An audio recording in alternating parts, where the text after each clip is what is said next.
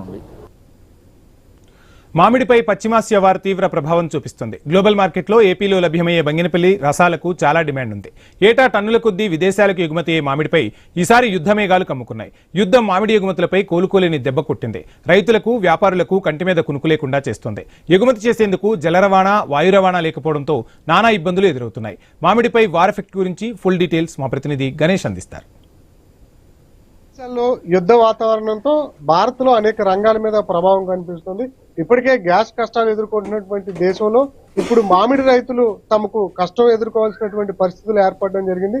ఎందుకంటే ఆకాశ మార్గం, అదేవిధంగా నీటి మార్గం, ఈ రెండు మార్గాలు కూడా కొంత ఇబ్బందికర వాతావరణం కనిపిస్తుంది. ఆర్మూజ్ జలసంధి మూసివేతతో ఇప్పటికే భారీ ఓడల రవాణా నిలిచిపోవడంతో ఎగుమతులు అనేవి నిలుపుదల కావడం జరిగింది.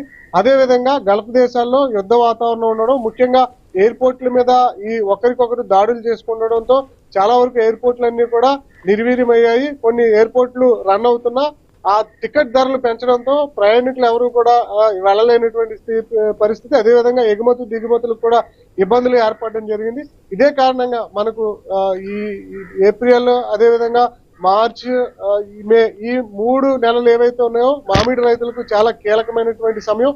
ఈ 3 నెలల కాలంలోనే మామిడి రైతులకు ఏవైతే పంట దిగుబడి వస్తుందో దాన్ని అంటే ఒక లాభం చేకూర్చుకోవాలన్నా ఈ 3 నెలల సమయం చాలా కీలకమైంది.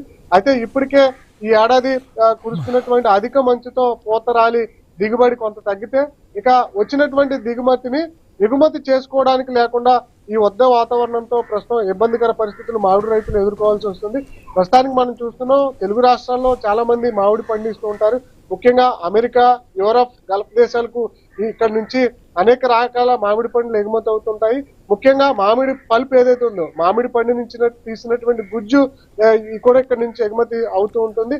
కోట్లాది రూపాయల నష్టం అనేది ఈసారి మామిడి రైతులకు అంటే నష్టం వచ్చేటువంటి అవకాశాలు కనిపిస్తున్నాయి. ప్రస్తుతం కూడా మనం చూస్తున్నాం కదా, పలు చోట్ల దిగుబడి అధికంగా వచ్చినా ఏదైతే ఎగుమతి లేని కారణంగా రైతులు స్థానికంగానే అమ్ముకోవాల్సినటువంటి పరిస్థితులు ఏర్పడడం జరిగింది. మనకు తెలుసు, యూరప్ దేశాలకు కానీ, గల్ఫ్ దేశాలకు కానీ, అమెరికా వంటి దేశాలకు కానీ ఎక్కువగా ఈ ఆంధ్రప్రదేశ్ లో పండించేటువంటి బంగేపల్లి, అదేవిధంగా చిన్న రసాలు, సువర్ణరేఖ, ఆల్పాస్ ఇలాంటి పండ్లన్నీ కూడా ఎగుమతి చేసుకుంటూ ఉంటారు. ముఖ్యంగా బంగినపల్లికి, అదేవిధంగా రసాలకు తెలుగు వారు ఎక్కడున్నా కూడా ఆ డిమాండ్ ఉంటుంది. వారు ఎక్కువగా తినేటువంటి అవకాశం ఉంటుంది.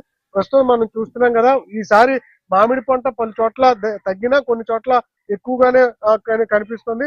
అయినప్పటికీ కూడా మనకు చూస్తే గత ఏడాది ఏవైతే తోతాపూరి కాయలు ఉన్నాయో ఆ తోతాపూరి కాయలు డిమాండ్ లేకపోవడంతో ₹2కి అమ్ముకోవాల్సినటువంటి పరిస్థితితో ప్రభుత్వం గత ఏడాది కొంత గిట్టుబాటు ధర కల్పించడం జరిగింది.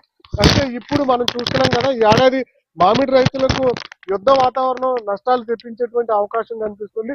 మనం చూస్తున్నాం కదా, దిగుబడి ఎక్కువగా ఉన్నా కొన్ని చోట్ల ఇప్పటికే ఎగుమతి చేసేందుకు అవకాశం లేకపోవడంతో కొంత ఇబ్బందులు అయితే ఎదుర్కొంటున్నటువంటి పరిస్థితి కనిపిస్తోంది.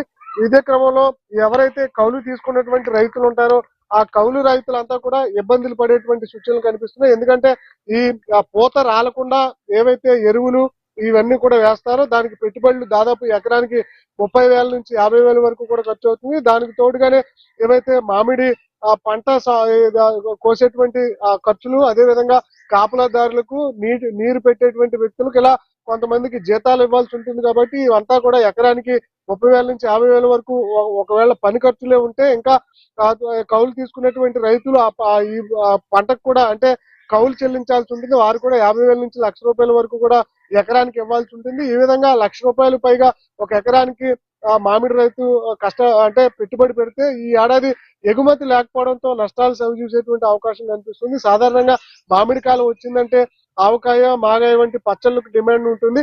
ఇదే క్రమంలో ఈసారి రాష్ట్రంలో ఉన్నటువంటి ప్రజలకు మామిడి విరివిగా దొరికినా ఎగుమతి చేసుకునేటువంటి అంశంలో ఇక్కడి నుంచి విదేశాలకు వెళ్ళకపోవడంతో విదేశాల్లో ఉన్నటువంటి తెలుగు వారు కొంత ఇబ్బందులు పడేటువంటి అవకాశం ఉంటుంది.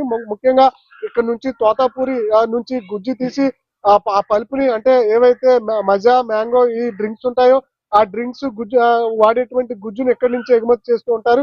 దాదాపు సుమారు రోజుకి 1000 కంటైనర్లు తెలుగు రాష్ట్రాల నుంచి వెళ్తూ ఉంటాయి. అయితే ఇప్పుడు ఆ కంటైనర్లు కూడా వెళ్ళలేకుండా ఉండే విధంగా ఎగుమతి లేకపోవడంతో ఈ గల్ఫ్ దేశాలకు, యూరప్ దేశాలకు ఎగుమతి చేసేటువంటి ఎక్స్పోర్టర్స్ ఎవరైతే ఉంటారో వారు ఈ సంవత్సరం మేము యుద్ధ వాతావరణం కారణంగా ఎగుమతి చేయలేకపోతున్నాం, అందువల్ల మీరు ఆల్టర్నేటివ్ చూసుకోవాలని చెప్పి రైతులకు చెప్పినట్లుగా రైతుల నుంచి మనకు సమాచారం అందుతుంది.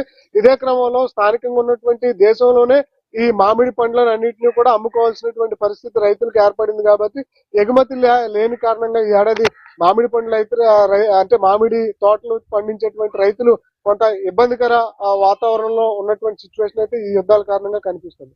కెమెరామెన్ బాలుతో గణేష్, ఐ న్యూస్, తూర్పుగోదావరి జిల్లా నుంచి.